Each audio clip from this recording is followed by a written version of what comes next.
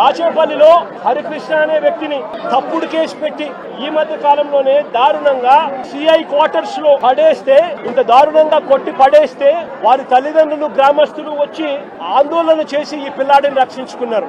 ఈ కేసులో కూడా ఎలాంటి గాయాలు జరగలేదని, ఎలాంటి గాయాలు ఆ పిల్లాడికి రాలేదని డాక్టర్లు దొంగ సర్టిఫికెట్ కూడా ఇప్పించుకున్నారు. ఆ పిల్లాడు ఈ రోజు కూడా నడవలేని పరిస్థితిలోనే ఆ పిల్లాడు ఉన్నాడు. రాజమండ్రిలో పులిసాగర్ అనే సోషల్ మీడియా యాక్టివిస్ట్ ఈ పిల్లాడు కూడా దళితుడే. ఈ పిల్లాడిని కూడా ఇదే మాదిరిగానే పోలీస్ స్టేషన్ లో అగ్ననగ్నంగా ఈ పిల్లాడిని రాత్రంతా పెట్టారు. రాత్రంతా చిత్రహింసలు పెట్టారు. పోలీసులా వీళ్ళు రాక్షసులు అని అడుగుతా ఉన్నాం. సోషల్ మీడియాలో ఈ పిల్లాడు క్వశ్చన్ చేసిన దానికి ఈ పిల్లాడి పరిస్థితి రాజమండ్రిలో ఇది.